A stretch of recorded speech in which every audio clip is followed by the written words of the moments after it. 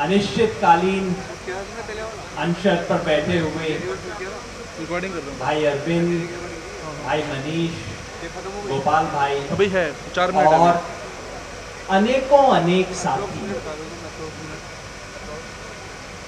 मंच पे बैठे या सामने विराजमान और दूर दूर तक मेरी बात सुन रहे इस देश के सभी नागरिकों,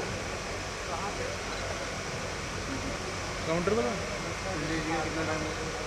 इस मंच से अपनी बात कहने का मौका 37-15 वो 37 मुझे रामलीला मैदान में अगस्त के महीने में मिला था, फिर दिसंबर के महीने में मिला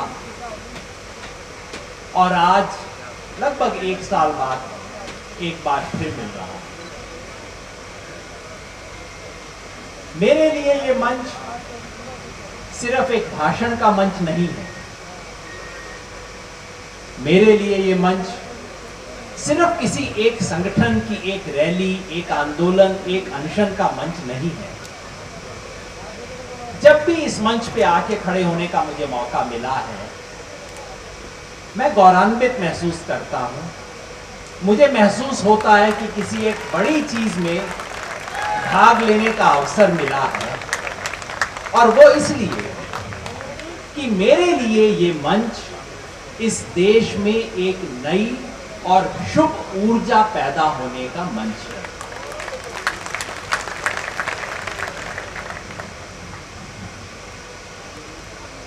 जब भी कोई नई चीज पैदा होती है, उसमें दर्द भी होता है, उसमें कुछ कंफ्यूजन भी होता है, मिल रहा है भाई साहब, उसमें धुंधलका भी होता मिल रहा है। है यार।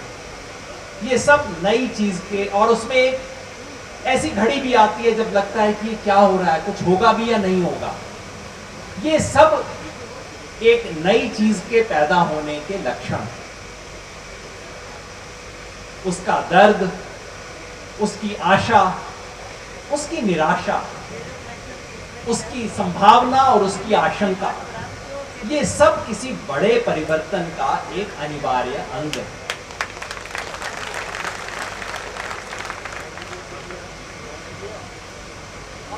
इस आंदोलन की बड़प्पन का एक और प्रतीक है कि इस आंदोलन ने मेरे जैसे तमाम लोगों को अपने दामन में समेटा है, जिनकी राय 100% हमारे साथियों से नहीं मिलती।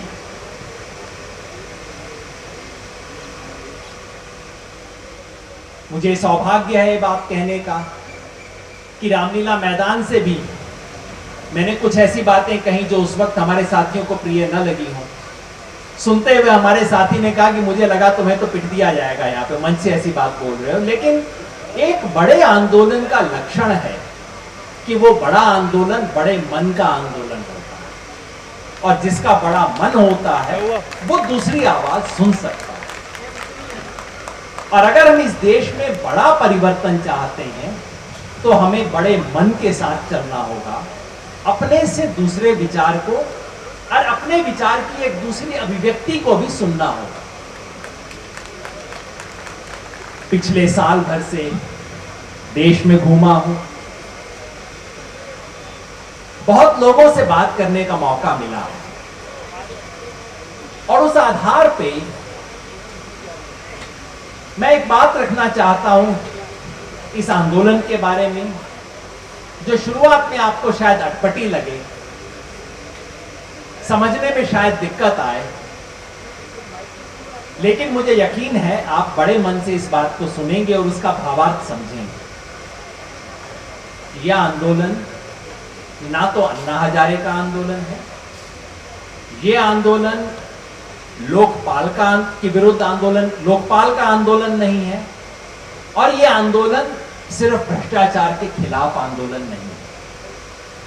ये तीनों बातें शुरुआत में आपको अटपटी लगेंगी, क्योंकि हम सब मानते हैं कि अन्ना हजारे का आंदोलन है। मैं भी अन्ना, तू भी अन्ना, मैं अन्ना हजारे हूं, और मेरा सौभाग्य है कि ये बात मैं अन्ना जी के सामने कह रहा हूं, और मुझे पूरा विश्वास है कि वो मेरी बात का मर्म समझेंगे और उससे इत्तेफाक रखेंगे। मन के एक कोने में मैंने कहा, सच ये है कि हम सबके मन में पाप भी है। ये लो।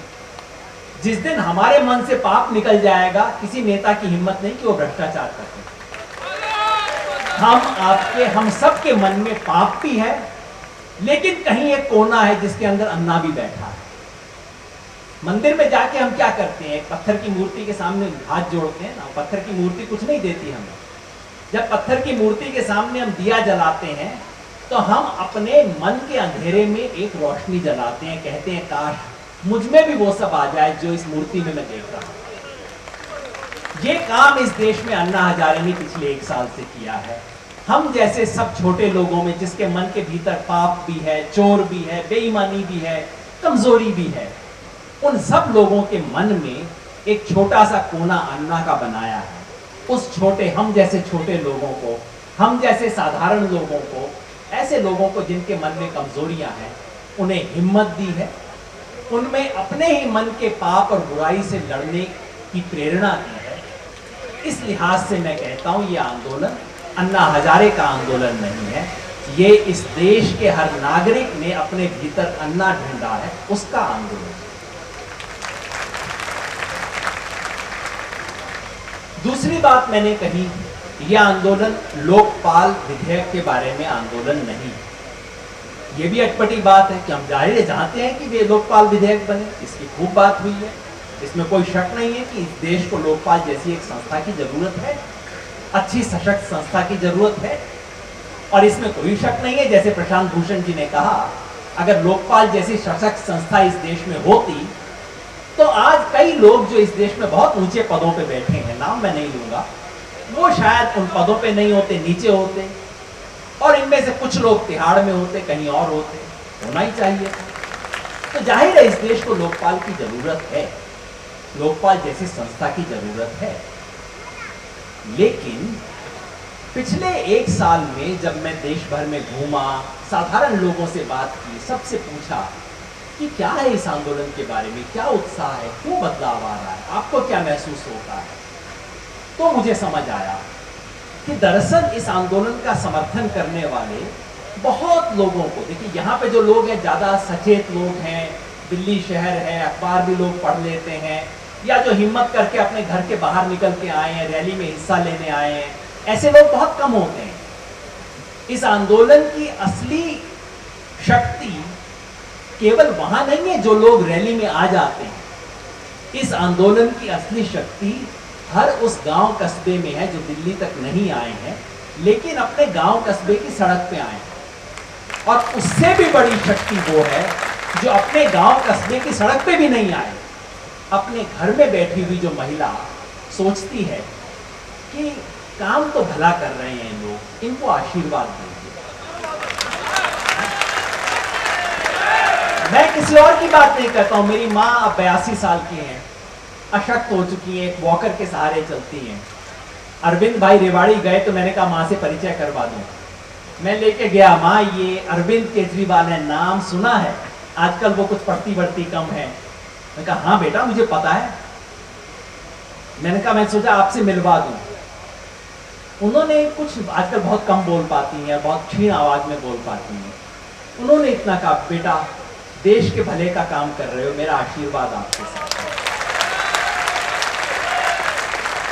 इस आंदोलन की असली शक्ति वहां है। वो औरत जो वॉकर पे चलती है, घर से बाहर छोड़िए, कमरे से बाहर नहीं निकल सकती है, उसका मन जो आशीर्वाद दे रहा है, वो जो करोड़ों आशीर्वाद आपके साथ है, वो इस आंदोलन की शक्ति है।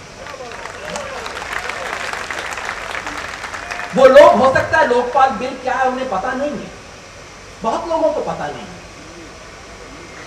लेकिन उनके मन में एक विचार है। आज से 1 साल 1.5 साल पहले जो लोग समझते थे कि हम बेचारे हैं, नेता लोग मालिक हैं, हम बेचारे नागरिक, हम क्या कर सकते हैं, मैं अकेला, ये भी अकेला, ये भी अकेली, वो भी अकेला। आज वो 5 लोग मिलके कह रहे हैं कि हम अकेले नहीं हैं, हम 5 लोग अकेले नहीं हो सकते, हम मिलके खड़े हो सकते। इस देश का नागरिक जो अपने आप को असहाय महसूस करता था, बेचारा महसूस करता था, और बड़ी बड़ी कुर्सियों पे बैठने वालों को माई बाप समझता था, उनके खिलाफ गुस्सा रखता था, लेकिन उन्हें माई बाप समझता था, उनके बारे में अब उसकी ये धारणा हो गई है कि मैं अकेला नहीं हूं, मैं बेचारा नहीं हूं, मैं इस देश में कुछ कर सकता हूं। ये इस आंदोलन की असली शक्ति है। इस देश का साधारण नागरिक समझता है कि मैं इस देश को बदलने के लिए कुछ कर सकता हूं। उसको लोकपाल बिल का हो सकता है पता ना हो, तकनीकी बातें कुछ पता ना हो, लेकिन एक लोकतंत्र में जिस दिन नागरिक को लगता है कि मैं कुछ कर सकता हूं, वो बहुत बड़ी बात है। तो एक बेचारा जो है वो आपका नागरिक बन गया है, जो सब्जेक्ट था अंग्रेजी में कहते हैं, वो एक सिटीजन बन गया है। वो इस आंदोलन की सबसे बड़ी उपलब्धि है। तो ये आंदोलन लोकपाल के बारे में नहीं है, इस देश के नागरिक के सशक्त होने के बारे में है। तीसरी बात, मैंने कहा यह आंदोलन भ्रष्टाचार के खिलाफ सिर्फ नहीं है। अब जाहिर है भ्रष्टाचार के खिलाफ तो है ही है, इसमें तो कोई शक ही नहीं है। प्रशांत जी ने इतने अच्छे तरीके से अभी आपको आके बताया। इसमें कोई शक नहीं है कि इस आंदोलन ने भ्रष्टाचार की परिभाषा का भी विस्तार किया है।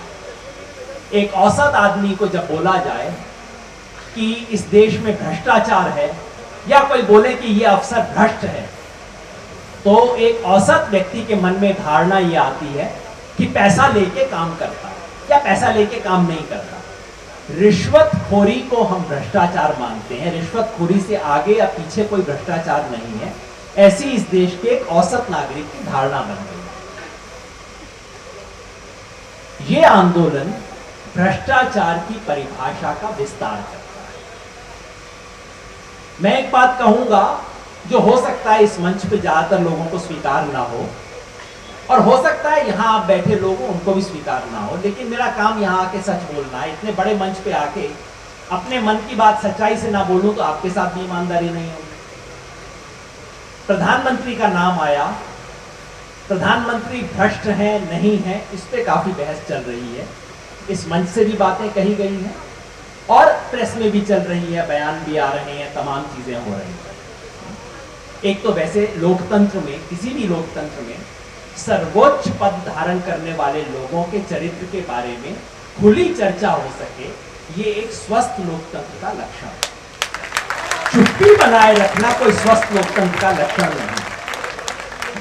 मैं इस बात का समर्थन करता हूं कि सर्वोच्च पदाधिकारियों के चरित्र के बारे में खुली चर्चा होनी चाहिए।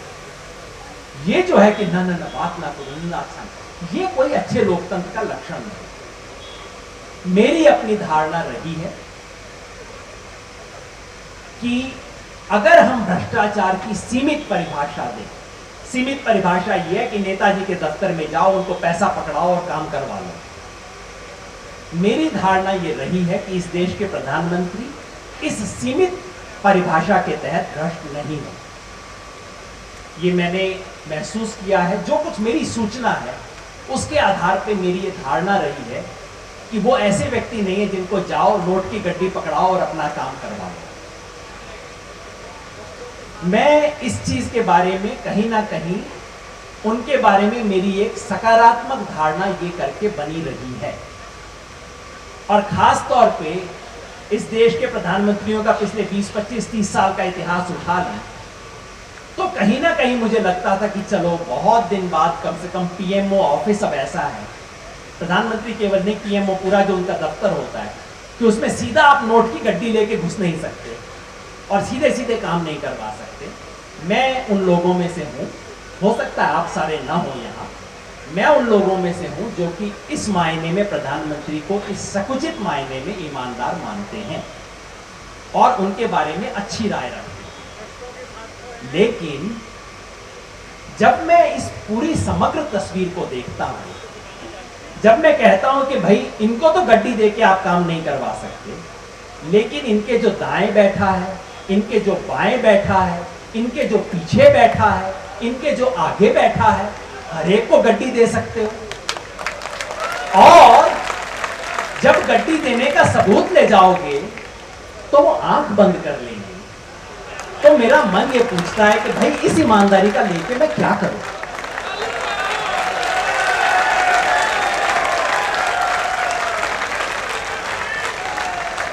मैं प्रधानमंत्री का मखौल नहीं उड़ाना चाहता, मैं वाकई कह रहा हूं और मन से कह रहा हूं कि मेरे मन में उनके लिए इस देश में राजनेताओं की जो स्थिति आ गई है उसको चल के कम से कम एक कोई ऐसा 1, 2, 5, 10 लोग ऐसे मिल जाएं जिनको सीधे सीधे पैसा दे के आप धंधा ना करवा सकें, उस व्यक्ति के लिए थोड़ी बहुत इज्जत मेरे मन में है और रहेगी। लेकिन अगर आप सर्वोच्च पद पे आ जाए तब आपकी जिम्मेवारी सिर्फ ये नहीं बनती कि मेरी जेब में आपने पैसा डाला कि नहीं, तब आपकी जिम्मेवारी ये बनती है कि मेरी जो पूरी टीम है, मेरी गाड़ी का जो ड्राइवर है, मेरी गाड़ी के अंदर जो 10 लोग बैठे हुए हैं, उन सब का क्या चरित्र है, उस चरित्र के बारे में कुछ न्यूनतम परिभाषा करना आपकी जिम्मेवारी बनती है।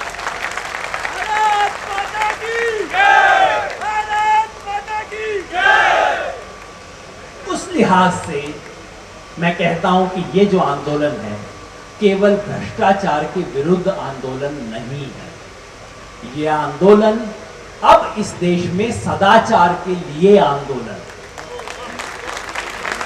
भ्रष्टाचार की लिमिटेड डेफिनेशन में हो सकता है हमारे प्रधानमंत्री बच जाएं, लेकिन मैं एक चीज कहूंगा, मैं जानता हूं टीवी कैमरा वाले बैठे हैं, मैं जानता हूं जो बात कही जा रही है रिकॉर्ड हो रही है, हो सकता है रिश्वतखोरी के इस सीमित अर्थ में प्रधानमंत्री आप भ्रष्ट ना हो, लेकिन ये जो 2G स्कैम हुआ है, ये जो बड़े बड़े भ्रष्टाचार हुए हैं, प्रशांत भूषण जी ने 10-15 मामले निकाल के रखे हैं, इन सब मामलों को देखते हुए आंख मूंदे रखना सदाचार नहीं है। इसलिए ये आपको ये आंदोलन अब इस देश में सदाचार के लिए आंदोलन है। बस एक अंतिम बात कहूंगा, लंबी बात नहीं कहूंगा, अपने साथियों को एक सिफारिश, एक सुझाव, एक अर्जी मेरी तरफ से,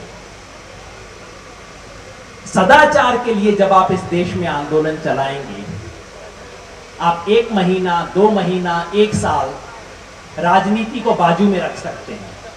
आप कह सकते हैं कि हम सदाचार चलाएंगे, राजनीति को दूर रखो, वो कर सकते हैं, करना चाहिए भी, लेकिन राजनीति इस देश का युग धर्म है। आज इस देश का युग धर्म है।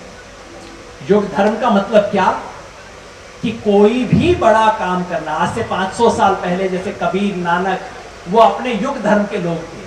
अगर आज से 500 साल पहले गांधी जी पैदा होते तो वो कबीर, नानक बनते, वो कोई शासक नहीं बनते, पॉलिटिक्स नहीं करते। उस युग का धर्म था जो सूफी संतों का धर्म था।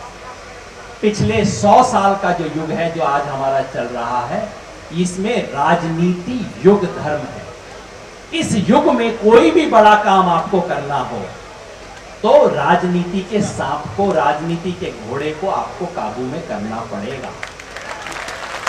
इसीलिए इस देश के सबसे बड़े पापी, ढोंगी, बदमाश राजनीति में होते हैं और सबसे बड़े संत भी राजनीति में होते हैं। अगर आपको इस देश में सदाचार की नई ज्योति जगानी है, अगर आपको सदाचार के लिए इस देश में नई ऊर्जा को स्थापित करना है, तो अरविंद भाई, मनीष भाई, गोपाल भाई, प्रशांत जी, किरण जी, आप सब साथियों को और अन्ना हजारे को सबसे पहले मेरी ये विनम्र निवेदन है, बहुत समय तक आप राजनीति को बाजू में नहीं रख सकते। आपको देर सवेर इस राजनीति को अपने बस में करना होगा। बस में कैसे करें? कोई ए पार्टी और बी पार्टी का हिस्सा बन के नहीं होगा। ए पार्टी का खिलाफ करना, बी पार्टी का समर्थन करना, उससे नहीं होगा। ये सब एक ही थैली के चट्टे बट्टे हैं। और अगर इसमें कोई शक था तो संसद की कार्यवाही से साफ हो गया। कोई दल इस देश की संसद में मिला के 29-30 दल कम से कम हैं, कोई एक भी दल आपका लोकपाल बिल पास होना नहीं चाहता। सब के सब एक ही थैली के चट्टे बट्टे हैं। और अगर आपको इस राजनीति को वश में करना है तो आपको एक तो राजनीति का विकल्प बनने से काम नहीं चलेगा, राजनीति से मुंह मोड़ने से काम नहीं चलेगा। और बनी बनाई राजनीति के ए डब्बा, 2 डब्बा, 3 डब्बा उसमें जाने से काम नहीं चलेगा। आपको इस पूरी ट्रेन का विकल्प बनाना होगा। आपको एक वैकल्पिक किस्म की राजनीति स्थापित करनी होगी। मैंने कहा यह मंच एक नई ऊर्जा का सूत्रपात कर रहा है इस देश में, और अंत में मैंने कहा वो नई ऊर्जा अंततः राजनीति की ऊर्जा होगी। राजनीति इस देश में सबसे बड़े कुकर्मों का घर रहा है, और इसीलिए राजनीति को इस देश में शुभ और पुण्य का मार्ग भी बनना होगा, और मुझे यकीन है आप वो मार्ग सामने करेंगे। बहुत बहुत मेहरबानी।